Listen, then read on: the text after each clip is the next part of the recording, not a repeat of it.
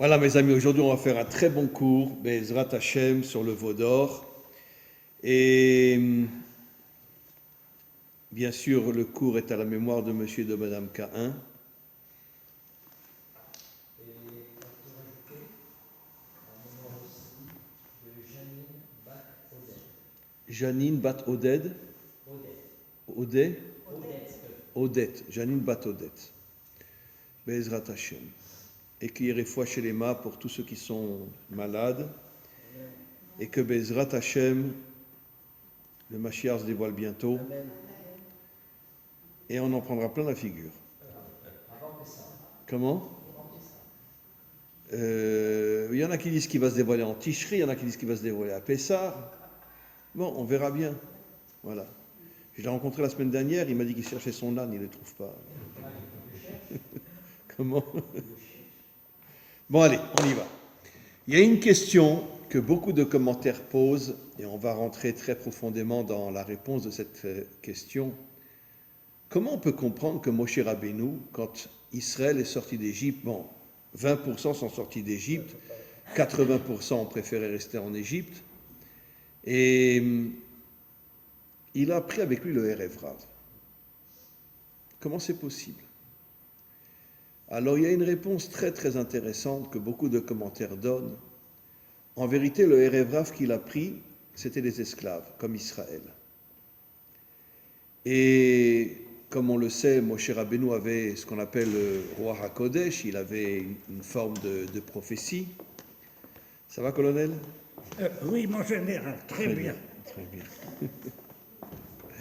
Et il avait donc une forme de prophétie, et il a vu quelque chose d'assez incroyable. C'est pour ça que Hachem ne l'a absolument pas empêché de prendre le Erev Rav avec lui. C'est qu'en vérité, il a compris que c'était des Bnei Adam. Et ce que Moshe voulait, il voulait d'une certaine manière reconstruire l'unité entre Israël et les Bnei Adam, puisque Israël sont des descendants d'Adam et Ève, les Bnei Adam, qui sont minoritaires dans le monde, sont eux aussi des descendants d'Adam et Ève, et il n'a pris que les esclaves. Il n'a pris que les esclaves, et il les a sortis de l'esclavage exactement de la même manière qu'il a sorti 20% d'Israël de l'esclavage. Maintenant, nos maîtres nous disent, qui a conseillé Pharaon de transformer Israël en esclave et les Bnei Adam aussi en esclaves? C'était Bilam. Bilam était le premier et le plus fort de tous les conseillers de Pharaon. Et vous savez ce que nos maîtres nous disent, quelque chose d'absolument incroyable, ils l'appellent Bliam, la destruction des peuples. Ça veut dire qu'en vérité, Bilham, qu'on appelle dans le Talmud Bliam, voulait détruire le Ham Israël et voulait détruire les Bnei Adam. Parce que finalement, les seules véritables nations qu'il y a dans le monde, c'est Israël et les Bnei Adam. J'ai déjà expliqué, je reviens sur cette explication, mais qui est très importante. Vous savez qu'il y a une anomalie dans la Torah. Je l'ai déjà expliqué, mais c'est très important. Tous les jours, Dieu a créé quelque chose et il ne l'a pas créé sur 2 jours. Par contre, les animaux, il les a créés le 5e jour et le 6e jour, avant la création d'Adam. Et nos maîtres nous disent qu'en vérité, les animaux qui ont été créés le 6e jour, ce n'étaient pas des animaux en vérité. C'était des créatures qui avaient une forme humaine, mais qui étaient complètement déconnectées de Dieu et qui ne cherchaient que l'argent, les femmes et le plaisir. C'est la chose qu'ils cherchaient. Et c'est pour ça que le Baal HaTanya les appelle des animaux. Le Baal HaTanya ose dire dans le Tanya que la majorité de la population mondiale sont des animaux, parce qu'ils ne cherchent finalement que l'argent, les femmes et le plaisir. C'est tout ce qu'ils cherchent, comme les animaux. Et donc en vérité, Bilham savait que les Bnei Adam voulaient être un peuple, voulaient être 70 peuples en vérité, 70 nations adamiques, et une nation juive, qui est Israël. Et c'est la raison pour laquelle Bliam a voulu casser les 70 nations adamiques et a voulu casser Israël en les rendant esclaves. En les rendant esclaves, on va l'expliquer dans la faute du veau d'or, il faut savoir que même les 20% qui sont sortis d'Égypte étaient idolâtres, parce qu'ils n'avaient pas encore reçu la Torah. En étant esclaves, ils étaient dans une situation catastrophique qui les traumatisait à mort, et donc ils n'avaient pas la force de croire en Dieu. Et la plupart des 20% qui sont sortis d'Égypte étaient aussi, ainsi que les Bnei Adam, qui étaient esclaves, étaient bien sûr idolâtres. Mais grâce à Moshe, ils sont arrivés à se réveiller. Je parle des 20%, ils sont arrivés à se réveiller. Et ils ont pris l'idole des Égyptiens. L'idole principale, c'était quoi? C'était le mouton. Et ils l'ont tué devant les Égyptiens. Ils se sont repris en main, mais malheureusement, ça n'a pas duré longtemps. Donc, la véritable raison pour laquelle Moshe a sorti les Bnei Adam, qu'on appelle le Erev Rav, Erev, ça veut dire mélanger, parce qu'en vérité, depuis Nimrod avait mélangé tous les peuples, et donc c'était pas, les 70 peuples n'étaient pas encore véritablement créés, ils seront créés uniquement par le Mashiach, et donc c'est pour ça qu'on appelle Erev Rav, le grand mélange, et Moshe les a sortis pour les sortir de l'esclavage. Mais malheureusement, qu'est-ce qui s'est passé? Quand Pharaon a vu que Moshe sortait le Erev Rav de l'esclavage, il a introduit les enfants de Bilham à la tête du Erev Rav. Vous le savez, c'est marqué dans Rashi. Les enfants de Bilham, qui étaient comme leur père, Bliam, ils voulaient détruire les Bnei Adam et détruire le Ham Israël. Il les a introduits, ils se sont fait passer tout simplement pour des Bnei Adam, mais ce n'était pas des Bnei Adam bien évidemment, c'était tout simplement des créatures. N'oublions pas que Bilham couchait avec son ânesse tous les jours, une véritable crapule. Tiens, vous savez que la loi a été votée en Espagne, que maintenant tout le monde a le droit de coucher avec un animal. La loi a été votée en Espagne il y a quelques jours. Officiellement, le gouvernement espagnol permet aux hommes et aux femmes de coucher avec des animaux. Voilà. Comment? Sdom ve'Amora, bien sûr. Sdom ve'Amora. Et comme c'est marqué, la génération du déluge, la grande majorité couchait avec des animaux. Bon, il y avait aussi des homos et des lesbiennes, mais la grande majorité couchait avec des animaux. Et donc maintenant, le premier pays qui a voté la loi qu'aujourd'hui on n'empêche plus un homme ou une femme de coucher avec des animaux, c'est l'Espagne. Voilà. Magnifique. En tous les cas, j'imagine que d'autres pays vont suivre. Comment? Oui, mais je pense qu'Israël va suivre aussi. Et vous verrez que dans quelques années, il y aura des défilés d'Israéliens avec des animaux en Israël. Comment? Plusieurs personnes me l'ont dit. Eh bien, cherchez, vous verrez que c'est vrai. On continue.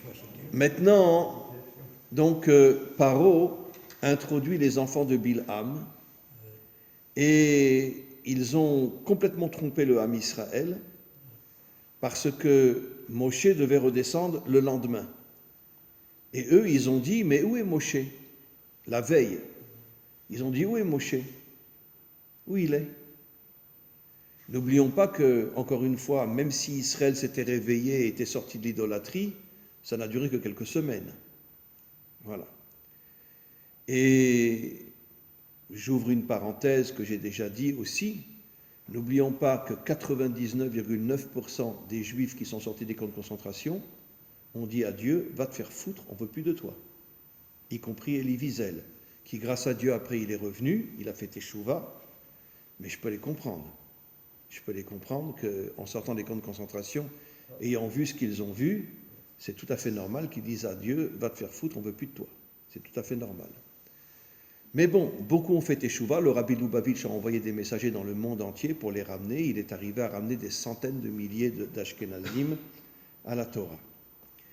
Mais donc, il y a la faute du veau d'or. C'est quoi la faute du veau d'or? C'est qu'en vérité, les enfants de Bilham sont arrivés à refaire tomber Israël, y compris les Bnei Adam, dans l'idolâtrie. Parce que ça faisait seulement quelques semaines qu'on croyait en Dieu, mais ils sont tombés dans l'idolâtrie. Il y a eu 3000 morts, 3000 personnes qui sont mortes, et beaucoup d'autres aussi qui ont été, comme on va l'expliquer un peu plus tard, beaucoup d'autres aussi, parce que ce n'est pas seulement 3000 juifs qui se sont prosternés devant les idoles. Quand Moshe est revenu et qu'il a vu des centaines de milliers de juifs tourner autour du veau d'or et se prosterner devant lui, y compris des Bnei Adam, mais il n'y a eu que 3000 morts. C'est difficile à expliquer pourquoi, mais c'était des centaines de milliers de juifs qui se prosternaient devant le veau d'or. Bon, vive Israël, grâce à Dieu, on est le meilleur peuple de la terre. Et quoi qu'il en soit, on va maintenant expliquer quelque chose d'absolument incroyable. Avoda Zara. La première lettre de Avoda Zara, c'est un Aïn, qui fait allusion aux 70 peuples. Et je vais expliquer quelque chose d'extraordinaire sur les 70 peuples dans quelques instants. Après, il y a Voda. Avoda. Voda, valeur numérique, lumière. Combien? Lumière. Oui. Ça veut dire en vérité non. J'ai été trop vite. Voda veut dire Tov, le bien. Et la première fois que le mot bien, Tov, est dit dans la Torah, c'est quand Dieu a créé la lumière. Et qu'est-ce qu'on dit sur Israël? Israël est censé être la lumière des nations. Et la première fois qu'on voit le mot Tov, c'est quand Dieu a créé la lumière. Donc en vérité, dans le mot Avoda, il y a le Haïn, les 70 nations, Voda, Israël, lumière des nations. Après Zara. Zara, c'est quoi? Avoda, Zara. Zara, Resh, comment? C'est une réchette d'habits. Oui, ah oui, Zara, c'est une réchette d'habits, c'est vrai. C'est vrai, il a raison. Mais qu'est-ce que veut dire le mot Zara? Zara, c'est 212. 212, 2 et 2, 4 et 1. Et 1, 5. Et donc, 200, non, Avoda Zara, attendez. Zara, 7 et 5, ça fait 12. Et Resh, 212. C'est ça, je me suis trompé. 212, 2 et 1, 3, plus 2, 5. 5, c'est la Malchut. Ça veut dire que tout le Inyan de l'Avoda Zara, c'est de faire tomber la royauté de Dieu dans ce monde. C'est ça l'Avoda Zara. De faire tomber la royauté de Dieu dans ce monde. C'est pour ça que Zara a pour valeur numérique 5. C'est aussi notre but. Voilà. Comment? C'est aussi notre but, non? De quoi? Veshachanti betocham. Oui. D'amener la royauté de Dieu parmi nous. Oui, mais comptez-moi le nombre de juifs qui font ce travail. Mais attends, mais ça n'empêche pas que c'est ça le but. Oui, et notre but est de dévoiler la royauté de Dieu dans ce monde, comme on va le voir. On va voir des choses extraordinaires aujourd'hui, mais aujourd'hui, trouvez-moi un juif qui essaye de dévoiler Dieu dans ce monde. Trouvez-moi un Ben Adam ou trouvez-moi une créature qui veut dévoiler Dieu dans ce monde, comme on va le voir avec les Meraglim. Les Meraglim, on va voir quelque chose d'absolument incroyable. Mais je reprends maintenant. Donc en vérité, Avoda Zara veut dire la destruction de la royauté de Dieu. C'est ça ce que ça veut dire. C'est ça l'idolâtrie. L'idolâtrie, ça veut dire on ne veut pas de toi. On se prosterne devant des idoles, ou on se prosterne devant l'argent, on se prosterne devant des femmes, peu importe, mais on ne veut pas de toi. On ne veut pas de toi. Et comme on va le voir avec Amalek, on te veut, mais en haut, pas en bas, comme on va le voir. Et c'est surtout la faute des explorateurs qui ont fait ça, comme on va le voir. Et donc, Avoda Zara, maintenant je vais revenir sur le Haïn qui représente les 70 nations adamiques. Haïn a pour valeur numérique Sod, le secret.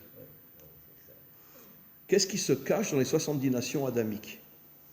Vous savez que, je l'ai déjà expliqué, aujourd'hui il y a un réveil inimaginable dans les 70 nations adamiques. Bon, elles ne sont pas encore des nations, mais il y a un réveil absolument incroyable. Vous avez des milliers de non-juifs aujourd'hui qui mangent kasher, vous avez des milliers de non-juifs qui sont circoncis. Ils ne veulent pas devenir juifs. Mais par contre, ils font les deux mitzvot les plus importantes, la circoncision pour se protéger de ne pas tomber avec une autre femme, et la nourriture cachère pour ne pas dégager des énergies en eux qui vont tuer leur âme. Parce que c'est ça la nourriture cachère, ce sont des énergies positives, la nourriture non cachère, des énergies négatives. Et donc, le Ham Israël est tombé, Avodah Zara. Maintenant, regardez, comment s'appelle en hébreu le veau d'or? Non, pardon, je reviens en arrière, excusez-moi. Avodah Zara, ça veut dire que quoi? Dans le mot Avodah, il y a les 70 nations et Israël, et le but était d'empêcher les 70 nations et Israël de dévoiler la royauté de Dieu dans ce monde. C'est ça la véritable et profonde raison de l'idolâtrie. Voilà. C'est pour ça que les Romains ont créé le catholicisme. Dans une église, on se prosterne devant des statues pour empêcher justement le dévoilement de Dieu dans ce monde. Maintenant, allons plus loin. Nos maîtres disent quelque chose d'absolument incroyable. Au début, Dieu a créé Adam et Ève. Nos maîtres disent quelque chose d'absolument incroyable. Ève représente les 70 nations. Adam représente Israël. Et un jour, au moment de la délivrance, il y aura un mariage, ce n'est pas un mariage physique bien sûr, mais un mariage entre Israël et les 70 nations. Ève, Chava représente les 70 nations, parce que les 70 nations sont beaucoup plus dans ce monde que nous. Nous, on est censé être la lumière des peuples, on est censé les éclairer, mais eux sont censés être dans l'action plus encore que nous. Comme je l'ai déjà dit des milliers de fois, Rabbi Shimon Bar Yochai dit dans le Zohar que la majorité des soldats qui seront dans l'armée du Mashiach seront des Bnei Adam et non des Juifs. Il y aura des Juifs, mais eux sont 70 nations, donc ils seront beaucoup plus nombreux que nous. Et Adam représente Israël. Maintenant, on a déjà expliqué que la femme est la couronne de l'homme. Donc, qui est la couronne d'Israël? Les 70 nations adamiques, qui vont se réveiller au moment de la délivrance finale, qui vont revenir à la Torah, puisque Dieu avait proposé pas seulement la Torah à Israël, mais aux 70 nations adamiques. Et c'est eux qui vont dire qui mitzion et Torah. C'est eux qui disent que la Torah sortira de Tzion, ils font allusion aux premières tables qu'ils vont recevoir. Et ils se connecteront à la Torah. Et à ce moment-là, dans la dimension féminine, ils deviendront la couronne d'Israël. Puisque c'est la femme qui est la couronne d'Israël, et les 70 nations représentent la féminité. Et qu'est-ce qu'ils vont faire d'Israël? Un roi. C'est-à-dire qu'en vérité, que toute la mission d'Israël, c'est de dévoiler la royauté de Dieu dans ce monde. Grâce à qui? Grâce à la dimension féminine qui correspond aux 70 nations, qui vont donner la couronne à Israël et qui vont permettre à Israël de devenir roi, c'est-à-dire de devenir roi, de dévoiler la royauté de Dieu dans ce monde. Maintenant, regardez en hébreu. Comment? On a du travail. On a énormément de travail. Voilà. On a énormément de travail, surtout que n'oublions pas que Tel Aviv est en train de nommer Tel Aviv comme étant la capitale de l'homosexualité dans le monde entier. Voilà. Vive les Juifs. On est le peuple élu. N'oublions jamais. Très bien. Et donc, ben oui, on est en train de tomber complètement. Mais bon, nos maîtres disent Yerida, les Tzorer, Aliyah. Tu tombes pour mieux remonter. Et d'ailleurs, le Zohar dit qu'au moment de la guerre de Gog, des centaines de milliers, voire des millions de laïcs juifs vont faire teshuva et vont revenir vers Dieu. Donc, c'est quelque chose d'extraordinaire qui est marqué dans le Zohar. Mais bon, pour l'instant, ce n'est pas encore le cas. Mais quoi qu'il en soit, quel est le secret donc qui se cache dans les 70 nations adamiques? Ben, c'est ce que j'ai expliqué, c'est qu'ils vont devenir la couronne d'Israël. Et qu'ils vont faire d'Israël un roi qui va dévoiler la royauté de Dieu dans ce monde. Maintenant, comment s'appelle en hébreu le veau d'or? Egel Hazahav. Regardez. Egel, Aïn, Gimel, Lamed. Ça fait 103. Tu prends le 1 et le 3, ça fait 4, et le 0, 40. Israël est resté 40 ans dans le désert à cause de la faute du veau d'or. Mais on va voir que ceux qui l'ont véritablement construite, cette faute, on verra que c'est les Meraglim, c'est les explorateurs. Des dirigeants juifs, bien évidemment, mais on va en parler. Mais Egel, ça fait 40, les 40 années qu'on a passées dans le désert. Hazaav, He, ça fait 10, Zaïn, 17, Bet, 19. 1 et 9, 10, les 10 attributs divins. Ce qui veut dire qu'en vérité, que tout le but du Hegel Hazaav, c'était de déconnecter Israël des 10 attributs divins qui sont les 10 énergies, les 10 forces de Dieu. C'est pour ça qu'ils sont tombés dans l'idolâtrie.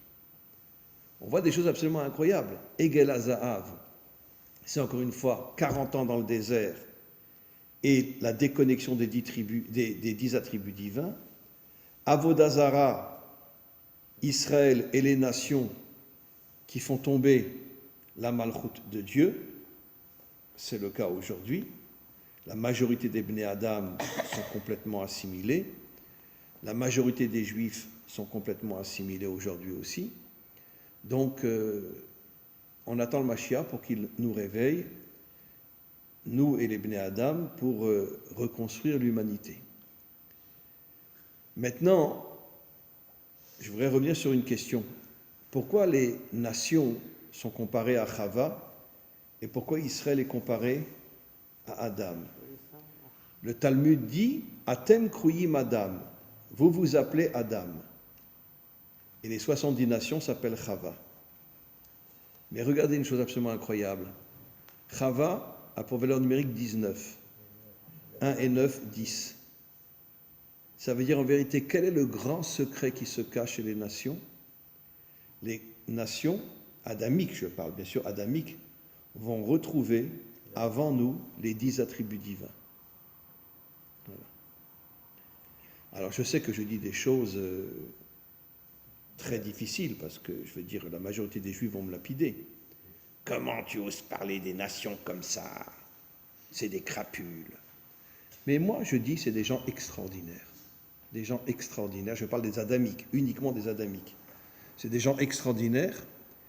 Et Chava 19, 1 et 9, 10, c'est eux les premiers qui vont se reconnecter aux 10 attributs divins avant Israël.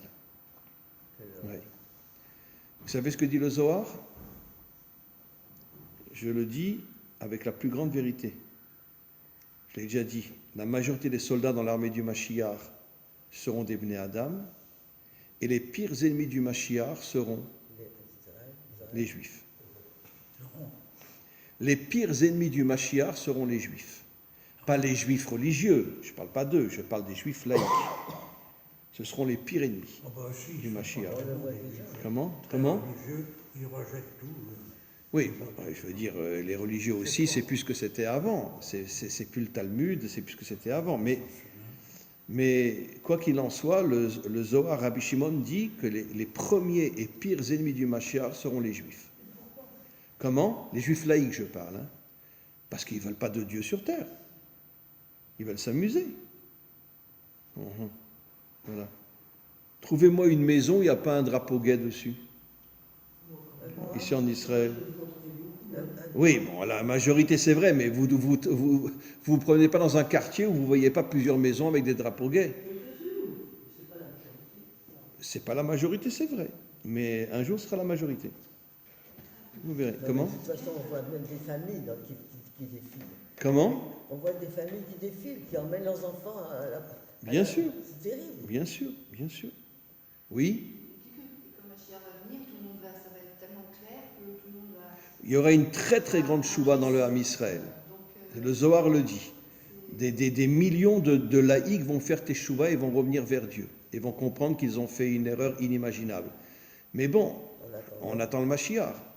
Mais en tous les cas, pour l'instant, la situation est assez catastrophique dans le monde entier et en Israël aussi. La situation est vraiment catastrophique aujourd'hui. Vous savez vous avez vu les journaux, ce qui se passe? Que la majorité des gens qui sont dans les Milouïm ne veulent plus aller à l'armée. Vous l'avez vu dans les journaux? Ils ne veulent plus aller à l'armée. Les pilotes ne veulent plus aller à l'armée. Les combattants ne veulent plus aller à l'armée. Voilà.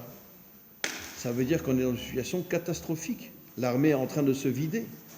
Vous savez qu'il y a énormément de jeunes laïcs qui, après le bac, s'en vont pour ne pas rentrer à l'armée.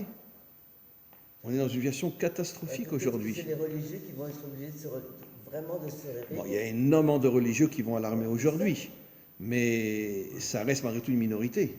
Alors, Ça reste malgré tout une minorité. qui se réveillent, parce que quand ils se réveillent, ils font vraiment une armée. Oui, mais aujourd'hui, sachez que les Milouïm ne veulent plus aller à l'armée, et surtout les pilotes ne veulent plus aller à l'armée, parce qu'ils préfèrent gagner de l'argent et s'amuser. Et beaucoup de jeunes laïcs, dès qu'ils ont fini le bac, s'en vont d'Israël pour ne plus rentrer à l'armée.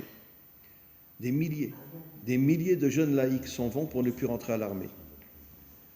Alors on continue. Donc encore une fois, on a parlé de Adam et Chava, et pourquoi Chava est la couronne d'Israël, pourquoi Chava va se connecter plus vite aux 10 sphirotes qu'Israël, parce que le Zohar le dit, les premiers et plus grands ennemis du Mashiach seront les Juifs. Je parle des Juifs laïcs, je ne parle pas des Juifs religieux, je parle des Juifs laïcs. Donc on est dans une situation qui n'est bien sûr pas extraordinaire. Mais maintenant, allons plus loin. Pourquoi on est resté 40 ans dans le désert? À cause des Meraglim. D'accord. Et vous savez ce que le Zohar dit? Les Meraglim ont compris que si Israël rentrait en Eretz Israël, Moshe allait nommer de nouveaux dirigeants, de vrais guerriers, qui ont à la fois la connexion avec Dieu et en même temps des vrais guerriers, et que eux allaient être enlevés. Et c'est pour ça qu'ils ont menti à Israël, c'est pour ça qu'ils ont dit qu'on n'arrivera jamais à vaincre les Cananéens, parce qu'ils voulaient rester à la tête d'Israël. Mais en vérité, c'était des religieux, ça veut dire qu'ils avaient l'âme, ils n'avaient pas le corps. Parce que Moshe était censé nommer de nouveaux dirigeants à la tête des tribus qui seraient à la fois connectés à Dieu et en même temps des militaires, des gens très très très forts. Et eux ne voulaient pas. Regardez maintenant le mot Meraglim. Mem Resh, les 2 premières lettres, 240. Gematria Amalek. 240 Gematria Amalek. Glim, Gimel Lamed Yud, ça fait 43. Plus le même, 83. 83, 8 et 3, 8 et 3, 11. Keter. La sphira la plus haute. Ça veut dire en vérité, qu'est-ce que les Meraglim voulaient? D'accord? De vrais religieux. C'est quoi? Exactement ce qu'a fait Amalek. Qu'est-ce qu'il a fait Amalek? Kiyad al-kes iya. Il a dit à Dieu, je crois en toi, mais tu restes en haut. Tu nous fous la paix en bas. En bas, c'est le monde de l'homme. En haut, c'est le monde de Dieu. Notre Père qui êtes aux cieux, surtout, restez-y. Voilà. Et les Meraglim avaient en eux Amalek, Memresh. Ils avaient en eux le Keter, c'est-à-dire dire à Dieu, reste en haut et ne descends pas en bas. Pourquoi? À cause d'eux, on est resté 40 ans dans le désert. Et vous savez ce que dit le Talmud, dans Masechet Sanhedrin, que tous ceux qui sont morts pendant les 40 ans dans le désert, ceux qui avaient 20 ans et plus, ceux-là ne retourneront jamais dans le Olam Haba. Ils ne ressusciteront pas. Pourquoi? Parce qu'ils ont écouté les Meraglim et finalement ils sont tous devenus Amalek. N'oublions pas que Amalek est de notre famille. Il est de notre famille, Amalek. Amalek, c'est l'arrière-petit-fils de Yitzhak, c'est le petit-fils de Esav, et Amalek est de notre famille. D'accord? Donc, bon, encore une fois, c'est le mal qui est rentré dans le bien pour détruire Israël, bien évidemment. Mais quoi qu'il en soit, la situation n'est pas simple. Donc, je vais faire un petit résumé et je vais avancer plus. Vous pouvez parler un petit peu plus fort parce que Ah bon, excusez-moi. Je vais parler plus vous fort. parlez plus fort. Je vais parler plus fort. Mais, Non, parce que comme je n'ai pas mangé, je suis fatigué. mais tout simplement, Amalek, c'est le doute, Amalek, c'est le doute. ça fait que Amalek, c'est la gematria safek aussi. Le doute. Et c'est quoi le doute en vérité? C'est exactement la question que Israël a demandé juste avant que vienne Amalek. Est-ce que Dieu est parmi nous Ou non. ou non? Et tout de suite arrive Amalek. Non, mais Voilà. ce qui est plus terrible, c'est que Dieu a été rarmanotique, puisqu'il a permis quand même aux gens d'avoir une descendance. Ils creusaient leur tombe et ils mouraient, etc. Oui. Et alors, les Non, ils ont eu une générations descendance, bien sûr. après, elles n'avaient plus ce risque de mourir. Ils en ont profité pour... Non, les enfants de ceux qui sont morts dans le désert, eux, bien sûr que s'ils font teshuva, ils seront liés à la délivrance finale. Mais par contre, le Talmud dit que tous ceux qui sont morts dans le désert, eux, il n'y aura pas de résurrection pour eux. Il n'y aura pas de résurrection pour eux. Pourquoi? Parce qu'ils ont osé écouter les explorateurs. Mais Au ils lieu... ont eu des enfants quand même. Oui, ils ont eu des enfants, mais ils ont osé écouter les explorateurs qui a pour valeur numérique Amalek, Keter, ça veut dire Dieu reste en haut, il faut nous la paix. Voilà. Et donc, je fais juste un petit résumé. Donc, on voit des choses absolument incroyables. Avodah Zara, c'est la destruction de la malchoute de Dieu. Egel Hazahav, c'est, encore une fois, 40 ans dans le désert. Et Zara, Egel Hazahav, pardon, c'est aussi la destruction de la malchoute, puisque c'est le 7e jour. Le 7e jour, c'est la malchoute. Et les Meraglim portaient en eux Amalek et, d'une certaine manière, voulaient détruire le peuple juif, voulaient l'empêcher de rentrer en Israël. J'oserais presque dire que c'est un petit peu ce qu'on voit aujourd'hui aussi. Combien il y a de rabbanim en Chutz La'aretz? Et pourquoi ils sont en Chutz La'aretz? C'est leur parnassa. Ils tiennent des synagogues, etc. Et pourquoi ils ne viennent pas en Israël? Comment on peut comprendre qu'il y a pratiquement la moitié des Juifs dans le monde qui ne viennent pas en Israël? Pourquoi? L'argent. Et C'est tout. Et la vie est beaucoup plus facile en France, en tout cas pour l'instant, qu'en Israël. C'est l'argent. La vie est catastrophique en Israël aujourd'hui. Pas sûr. Comment? Quoi, pas sûr? Pas sûr. C'est plus facile en France qu'en Israël. C'est ce que je dis, c'est plus facile en France, c'est ce que je viens de dire. Non, il dit qu'il ne sait pas sûr. Bien sûr. Mais bien sûr que... Non, tout est en train de changer, c'est vrai. Mais comparé à Israël, la vie est encore un peu plus facile en France qu'en Israël.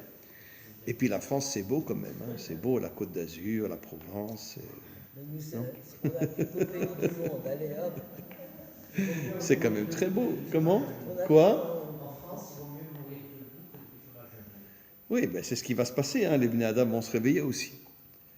Donc en tous les cas, on va revenir maintenant sur les Meraglim, qui ont causé donc les 40 ans dans le désert. On a dit Amalek et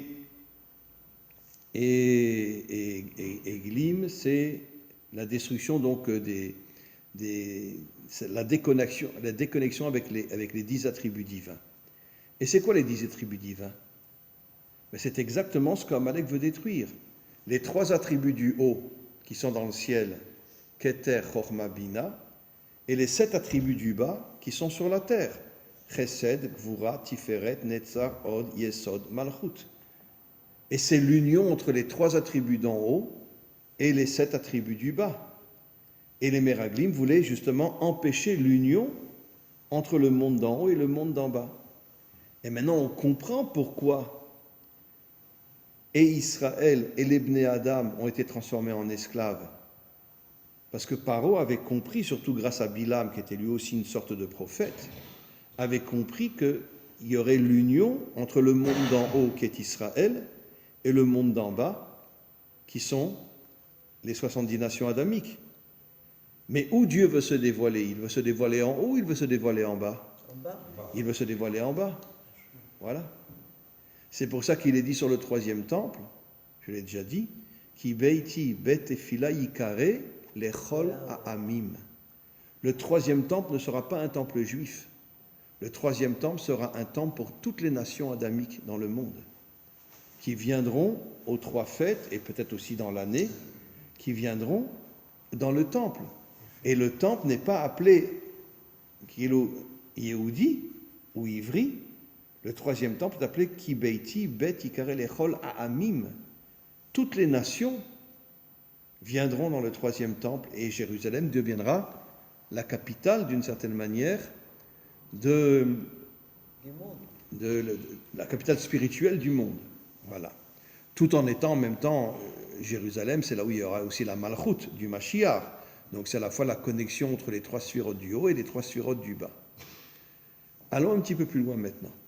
Je voudrais terminer en parlant justement de Purim, puisque n'oublions pas que Aman était un descendant d'Amalek. Voilà. Qui c'est qui a fait venir Aman en Perse? Qui c'est qui a fait venir les Chites en Perse? Assuérus a fait venir Aman en Perse pour détruire les Juifs. Qui c'est qui a amené les Chites en Perse? Les Français. Mais bien sûr, Khomeini était en France. Ah oui, c'est vrai. Khomeini était en France et c'est les Français qui ont dit à Khomeini, retourne en Perse et va avec les Chiites en Perse. Voilà. Maintenant, ce qui est absolument incroyable, c'est que finalement, je l'ai déjà dit, mais le Zohar dit que les Perses et une partie du monde occidental vont attaquer Israël, ça sera la guerre de Gog. On sent tous que la guerre de Gog est en train de se préparer, on le sent. Et le Mashiach se dévoilera pendant la guerre de Gog. J'espère qu'il aura trouvé son âne d'ici là, mais bon. En tout cas, il va se dévoiler pendant la guerre de Gog. Et à ce moment-là, il va monter une armée, il partira en guerre, et il arrivera à repousser justement Gog. Ce qui est très intéressant, c'est pourquoi précisément les Perses vont attaquer Israël. Pourquoi? Alors, nos maîtres disent quelque chose d'absolument incroyable. Et je vais aller plus loin. Parce que quand Cyrus a attaqué la Babylonie, il a dit à tous les Juifs, revenez en Israël. Je l'ai déjà dit la semaine dernière. Il leur a donné une armée. 99% des Juifs ont préféré ne pas revenir en Israël, ont préféré rester en Amérique, à Miami, à New York, etc., ou à Nice, sur la Côte d'Azur. Voilà. Mais quoi qu'il en soit, ils ne sont pas revenus. C'est ce qui s'est passé en Allemagne aussi. Avant la guerre 14-18, le premier peuple qui a aimé les Juifs, c'était les Allemands. Les premiers qui ont libéré les Juifs des ghettos et qui leur ont permis d'avoir tous les métiers qu'ils voulaient. D'accord? On avait été ensemble avec nos amis qui habitent dans la région de Lille. On a vu des cimetières allemands. D'accord? Une croix, un Magen David. Une croix, un Magen David. Les Juifs et les Allemands étaient comme ça pendant la guerre de 14-18. Et ils se sont complètement assimilés. 99% des Juifs se sont mariés avec des non-Juifs. Et après est venu Hitler. Mais c'est exactement ce qui s'est passé en Perse. Quand Hachem a vu que les Juifs ne voulaient pas revenir sur leur terre, eh bien le troisième roi, Assuérus, fait venir Aman, Hitler, pour détruire Israël. Heureusement, il y avait Mordechai. Heureusement, il y avait Mordechai qui ne s'est pas laissé faire. Et grâce à Esther, qui était cachée derrière son mari, ils ont pu faire tomber Aman. Mais quoi qu'il en soit, Purim, essayons de voir maintenant la valeur numérique de Purim. Purim, P-Vav, ça fait 86. 286, 296, et après avec le 40, 296 et 40, ça fait combien? Ça fait 336. D'accord? C'est magnifique, 336. 3 et 3, 6. et 6, 12. Ça veut dire que qu'est-ce qu'a voulu faire Amalek? Détruire les 12 tribus d'Israël. Pourim a pour valeur numérique 12. Les 12 tribus d'Israël. C'est incroyable. Voilà. Maintenant, allons un peu plus loin. On sait que les Chites, c'est Amalek, c'est sûr. Maintenant, il y a beaucoup de gens qui se trompent. Je vais revenir sur une notion dont j'ai déjà parlé, mais je n'en ai parlé qu'une seule fois, que beaucoup de gens pensaient que Hitler, c'était un Amalécite. Hitler n'était pas un Amalécite. Hitler était un descendant des Girgashi, un des peuples cananéens qui est parti en Allemagne et qui a fondé l'Allemagne, les Girgashi. Pourquoi? Quand Yehoshua a voulu conquérir la terre d'Israël, il a envoyé 7 lettres aux 7 peuples cananéens. Le seul qui a accepté de partir pour ne pas être massacré, c'est les Girgashi. La majorité sont partis en Allemagne, la minorité sont partis en France. Pétain était un Girgashi, bien sûr, puisqu'il a travaillé avec les Allemands. Et c'est pour ça qu'on dit mon cousin Germain. Mon cousin Germain, aucun Français ne comprend pourquoi on dit un cousin Germain, mais parce que les Allemands et les Français sont d'origine, pas tous, mais sont d'origine des Girgashi. Et donc en vérité, Hitler n'était pas un Amalécite. Hitler était un descendant des Girgashi. Et qu'est-ce que les Girgashi ont transmis pendant des années et des années et des années et des années aux Allemands? D'accord? On a été jetés de la terre de Canaan par les Juifs, alors que ce n'est pas vrai du tout. Ils leur ont donné simplement une lettre. Vous voulez partir, partez. Vous ne voulez pas partir, restez. Mais eux ont dit que les Juifs les ont fait partir de la terre de Canaan. Et c'est comme ça qu'il y avait une haine inimaginable entre les Girgashi et Amalek. Mais en vérité, je vais vous apprendre quelque chose d'absolument incroyable. Où se trouve véritablement Amalek? Il se trouve en Perse. Il se trouve en Perse. Ce sont les Chites. Il se trouve en Perse. Alors, je ne dis pas qu'il n'y a pas des Amalécites aussi, le Ku Klux Klan, etc. C'est sûr que c'est des Amalécites. Mais, puisqu'ils sont racistes, anti-juifs, anti-noirs, etc. Mais, quoi qu'il en soit, l'endroit où on le voit dans la Torah, où Amalek s'est installé, c'était en Perse. D'accord? Et le Talmud dit clairement que les Perses vont se battre contre Israël. Voilà. Maintenant, il faut savoir que les Perses détestent les sunnites, autant qu'ils détestent les juifs. Même certains disent qu'ils détestent les sunnites encore plus qu'ils détestent les juifs. Voilà. Et donc, c'est pour ça que maintenant, il y a ce qu'on appelle les accords d'Abraham entre l'Arabie saoudite et les Émirats arabes avec Israël, parce que les Émirats arabes et l'Arabie saoudite ont très peur que peut-être que la première bombe qui leur tombera sur la tête, elle viendra justement d'Iran.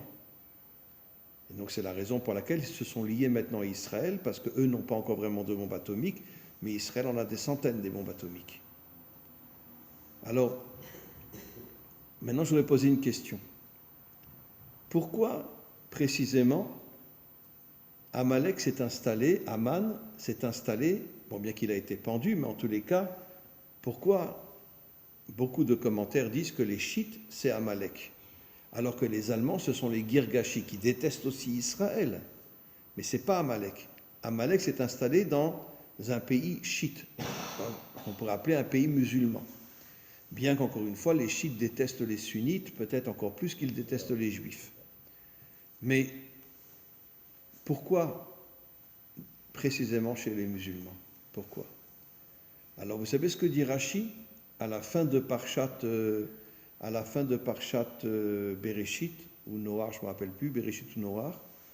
En vérité, les Perses sont des Occidentaux. Des Occidentaux. Les Perses font partie de l'Occident. Non, ce ne sont pas du tout des Arabes. Ils font partie de l'Occident. D'ailleurs, à l'époque du Shah, les plus grands amis d'Israël, c'était les Perses. D'accord? Après, bon, ils ont liquidé le Shah. Les Français ont tenu Khomeini jusqu'à ce qu'il retourne en Iran. Mais il faut savoir qu'en vérité, que les Perses sont des Occidentaux. C'est les Pahlavis. Comment? Les Pahlavis. Oui, mais ils font partie de l'Occident. Alors, il y a des différences dans l'Occident. Il y a les Russes, il y a les Ukrainiens, il y a les Français, il y a les Anglais, etc. Chaque peuple est différent d'un autre, mais ils font partie de l'Occident. Rachid le dit explicitement, je crois, fin de Parashat Bereshit, que les Perses font partie de l'Occident. Oui, oui, ça, je- Comment? dans les Zohar, enfin, je l'ai lu, moi aussi. Et dans le Zohar aussi, c'est marqué que les Perses font partie de l'Occident. Alors maintenant, on peut comprendre pourquoi ils détestent Israël, parce qu'en vérité, qui est le fondateur de l'Occident? Yafet. Et qu'est-ce que ça veut dire Yafet? Dès que c'était Le beau, beau, la beauté. le beau, la beauté, ça vient l'extériorité. C'est pas seulement les Grecs. Comment? C'est pas seulement les Grecs, alors. Non, mais les Grecs sont les premiers qui ont inventé les Jeux Olympiques. Mais en vérité, qu'est-ce que veut dire le mot Yafet? Il vient du mot Yafé, qui vient de l'extériorité. C'est-à-dire qu'en vérité, qu'est-ce que l'occidental y cherche en vérité? Uniquement la dimension extérieure. Il ne cherche pas la dimension intérieure. Il y a des exceptions, bien sûr. Il y a les Bnei Adam, il y a beaucoup d'exceptions. Mais dans la grande majorité, c'est quoi le monde occidental? C'est le monde de l'extériorité. Et pourquoi ils détestent tellement et les Bnei Adam et Israël? Parce que Israël est censé représenter l'intériorité du monde, ainsi que les Bnei Adam. Oui, mais malgré tout, dans le schéma, les 15 adjectifs après, c'est bien le Yofi, Tov et Yofi. Il y a 15 adjectifs après qu'on ait dit Emet. Oui. Le dernier adjectif, c'est Yofi, c'est-à-dire que quelque part, la beauté fait partie intégrante. Oui, mais il y a la différence entre la beauté extérieure et la beauté intérieure. Oui, mais C'est-à-dire que on peut pas avoir nos maîtres disent dans le Zohar que Lilith, elle s'est installée en Occident. Elle s'est installée en Occident. Et elle a toute une armée de femmes extrêmement belles qui font tomber les hommes. Mais je parle pas de Voilà. ça. Il y a plusieurs formes de beauté. Parce que c'est le monde de l'extériorité. Le monde de l'extériorité. Et il y a une autre beauté qui est une beauté intérieure. Mais c'est la nôtre. Oui, mais c'est la beauté pudique. Ça veut dire qu'une femme peut être très belle tout en étant pudique. Oui. Par contre, la femme occidentale, elle est à moitié nue. C'est pour ça que je vous disais qu'il faudrait faire un cours pour qu'est-ce que c'est qu'une femme. Alors on fera un cours une fois sur une femme. Voilà. Elle doit être aussi belle. Mais dans le monde, non, mais évidemment qu'il y a des tas de femmes pudiques, tsanoua, qui sont très belles. Mais parce qu'elles sont connectées à leur intériorité. Par contre, le monde occidental est connecté uniquement à son extériorité. Voilà. Et donc, c'est quoi l'extériorité? Je montre mon corps et je fais tomber tout le monde. Et c'est pour ça que le Zohar dit que Lilith s'est installée dans le monde occidental. Vous savez dans quel pays Lilith s'est installée? L'Italie, Comment? Non. non? Lilith, dit le Zohar, s'est installée Betsarfat, en France. Ah oui, ouais, Et prenez le mot de Sarfat, d'accord? Pat, c'est Lilith. Pat, c'est Lilith. Tsarfat, P-Tav, Lilith, Gematria, Pat. Et Tsar veut dire l'étroitesse. C'est-à-dire que Lilith fait tomber tout le monde dans l'étroitesse. Comment? Elle a survécu au déluge. Bah, c'était un ange. Les anges n'ont pas été attaqués par le déluge, seulement les hommes. Mais après, elle est descendue sous une forme humaine et elle s'est installée Betsarfat. Comme ça dit le Zohar. Parce que Pat, Gematria, Lilith. Et donc elle s'est installée en France. D'accord? Bon, il est vrai que l'un des pays les plus débauchés, c'est la France. D'accord? Il y a de très belles femmes, etc., etc. Et bon, aujourd'hui ça change, parce qu'aujourd'hui il y a tellement de mélanges en France. Il y a des Africains, il y a des musulmans, il y a tout. Mais pendant très très longtemps, la France, d'une certaine manière, rayonnait sur la beauté féminine, beaucoup plus que... Voilà. Les premières femmes qui ont commencé à se dévoiler, c'était en France. Marianne. Comment? Nous avons Marianne. Et on a Marianne. Même Bon, si- bien que je la respecte, Marianne, hein, d'accord, mais c'est vrai qu'elle elle monte ses C'est seins ça. elle monte ses seins. sur les billets d'argent. Et c'est vrai que ça prouve que la France avait un côté, on pourrait dire, très sexuel, beaucoup plus que les autres pays. Aujourd'hui, bon, c'est partout pareil, Est-ce que mais ça a un rapport avec le Mais catholicisme? le Yofi, c'est Je pas crois la que ce que je vois. je ne sais pas. Sincèrement, je ne saurais pas vous dire. D'ailleurs, ils sont en train Je saurais pas vous dire. Bon, on sait très bien que dans les couvents catholiques, il y a des catastrophes, on le sait très bien. C'est pas seulement que dans les couvents catholiques, chez nous aussi, il y a des catastrophes, on le sait très bien. Mais pourquoi? Parce qu'aujourd'hui, il n'y a plus de Torah, il n'y a que de la religion. Et quand un homme est d'une certaine manière que dans le monde d'en haut, il y a un moment où il pète un câble et il redescend dans le monde d'en bas. Alors maintenant, je voudrais juste rajouter quelque chose de très très important. Les chiites sont des occidentaux, bien qu'ils sont musulmans. Mais quelle est la différence entre les chiites et les sunnites? Alors il y a une différence énorme.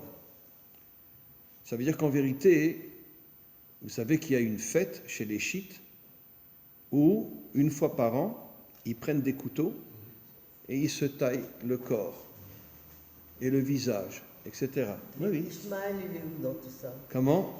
Ishmaël. Ishmaël, c'est un tzaddik. Il est minoritaire. C'est les tristes. Il est minoritaire.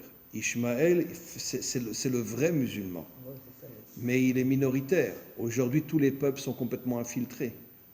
Et donc, c'est la raison pour laquelle, effectivement, les chiites ont une fête où, avec des couteaux, ils se font des blessures sur le corps.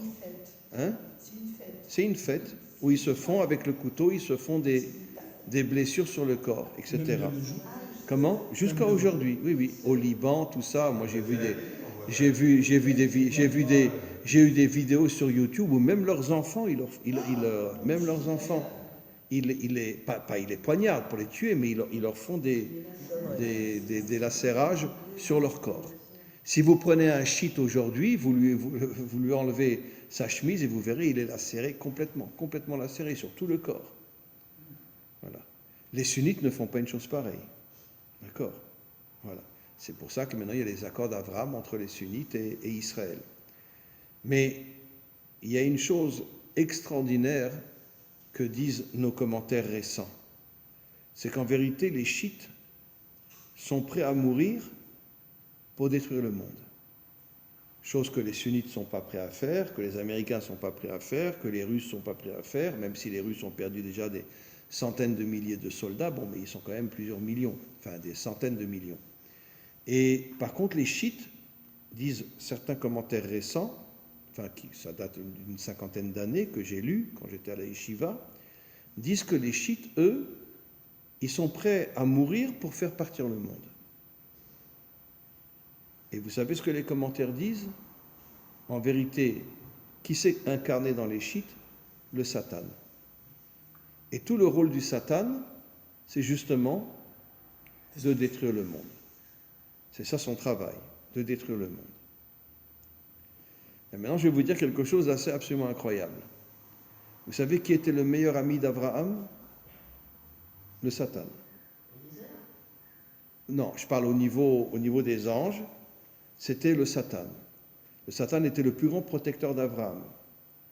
Pourquoi? Parce que comme Abraham avait réussi à surmonter ces 10 épreuves que le Satan lui avait envoyées, le Satan est devenu le meilleur ami d'Abraham. Et vous savez, prenez la valeur numérique de Satan. C'est quoi? 359. Alors, 3 et 5, 8. 8 et 9, 17. Tov. Satan a pour valeur numérique Tov, le bien. C'est absolument incroyable. Et vous savez ce que le Zohar dit? que le Satan fera teshuva à la fin, au moment de la délivrance finale, ainsi que le Nachash fera teshuva au moment de la délivrance finale, et le Satan s'associera à l'humanité reconstruite et deviendra le protecteur de l'humanité tout entière. C'est pas un hasard. Comment? C'est pas un hasard. Parce que Mais- 7 et 1, 8, c'est le BRIC, l'association. Comment? 7 et 1, 8, c'est le BRIC, c'est l'association avec les nations et. Oui. Mais de toute façon, toutes les nations adamiques vont se circoncire au moment de la délivrance finale. Ça, c'est vrai. Voilà. Et donc, on voit que le Satan fera teshuva après. Où c'est marqué? Dans le Talmud. Le Talmud dit clairement qu'au moment de la délivrance finale, le Satan fera teshuva et s'associera à Israël et aux 70 nations adamiques pour les protéger. Donc, qu'est-ce qu'on voit? Je terminerai en disant que ce que nos maîtres nous disent, le monde a été créé pour la teshuva. C'est quoi Shabbat? Shuv, revenir vers Dieu. Shabbat, ça veut dire revenir vers Dieu. Pourquoi? Parce que toute la semaine, l'homme travaille. Toute la semaine, il est beaucoup plus préoccupé par La vie mécanique. sa vie mécanique que par Dieu. D'accord? Mais le Shabbat, on n'a pas le droit de travailler. Et donc, l'homme revient vers Dieu. Enfin, bon, je ne sais pas si tous reviennent vers Dieu, mais en tout cas, l'homme revient vers Dieu. En tous les cas, pour conclure, mes amis, il faut savoir que la fête de Purim est une fête très, très, très, très, très importante. Nos maîtres nous disent que les deux fêtes qui resteront pour l'éternité, c'est Purim et Hanouka. D'accord? Et je l'ai déjà expliqué que si tu prends le P et le Chet, ça fait 88. D'accord? 8 et 8, 16. 6 et 1, 7, la Malchoute de Dieu. C'est pour ça que Purim et Hanouka représentent la Malchoute de Dieu, puisque ce sont les deux seules fêtes où on a eu de véritables héros. Mordechai qui ne se prosterne pas devant Aman, les Kohanim qui étaient des ultra-religieux qui montent une armée pour se battre contre les Grecs. Et donc, ça prouve que quoi? Que l'homme authentique, ce que j'espère ce qu'on redeviendra un jour, d'accord? C'est un homme qui est à la fois connecté à Dieu, mais qui est en même temps un homme d'action, qui agit sur le terrain. Il y a quelque chose Oui, que je vais relever, c'est que la paracha qu'on vient de lire la semaine dernière, c'est Kitsa, qui était savé. Kitsavé. Et de là, on voit que Moshe n'apparaît pas du tout de flamme dans cette paracha. Il n'a pas? Il n'apparaît Non, pas. il n'apparaît pas dans cette paracha. Et en contrepartie, comme fait exprès, on a Purim qui suit. Oui, On ne voit pas Hachem dans la Mikdash d'Esther. absolument. Ben oui. C'est quelque chose qui m'a frappé. Le nom d'Hachem n'est pas dans la Megillat Et Esther. c'est toute la Megillah. Comment? Oui, Il est- mais vous savez ce que les commentaires disent? Parce qu'en vérité, le plus haut niveau de connexion entre Dieu et l'homme, c'est ce qu'on appelle la shutafut, l'association. Et pourquoi Dieu n'apparaît pas dans la Megillah? Parce qu'il veut laisser les hommes agir. Il veut laisser Esther, Mordechai agir dans ce monde. Comme il a laissé les Kohanim monter une armée, alors c'était des ultra-orthodoxes, et ils sont descendus dans ce monde et ils ont monté une armée à 1 contre 10 000 pour se battre contre les Grecs. Et ils ont réussi. Et oui, et on voit, on dit Megillah d'Esther. Megillat Esther. On aurait pu dire Et Megillah Hadassa. on aurait pu dire Megillat Mordechai aussi. Mordechai aussi. Et pourquoi on dit Esther? Parce que Justement, le nom de Dieu est voilé le monde de Dieu est voilé. dans le. Absolument. Absolument. Voilà. Alors, on se prépare à Purim, d'accord? Et n'oublions pas que Moshe est mort quelques jours avant Purim, le 7 Adar, et n'oublions pas que Esther aussi est morte le 7 Adar, le jour de la mort de Moshe. Et pourquoi? Parce qu'en vérité, Chava s'est réincarnée dans Sarah, Sarah s'est réincarnée dans Esther, et Esther se réincarnera dans la femme du Mashiach. Et c'est pour ça que Esther est morte le même jour que Moshe, parce que Moshe aussi se réincarnera dans le Mashiach, comme ça veut dire que le Mashiach sera Moshe, et sa femme sera Esther, sera Sarah, sera Chava. Et donc, en vérité, c'est pour ça qu'ils sont morts le même jour. Voilà. Be'ezrat Hashem, qu'on puisse trouver l'âme du Mashiach et qu'il revienne.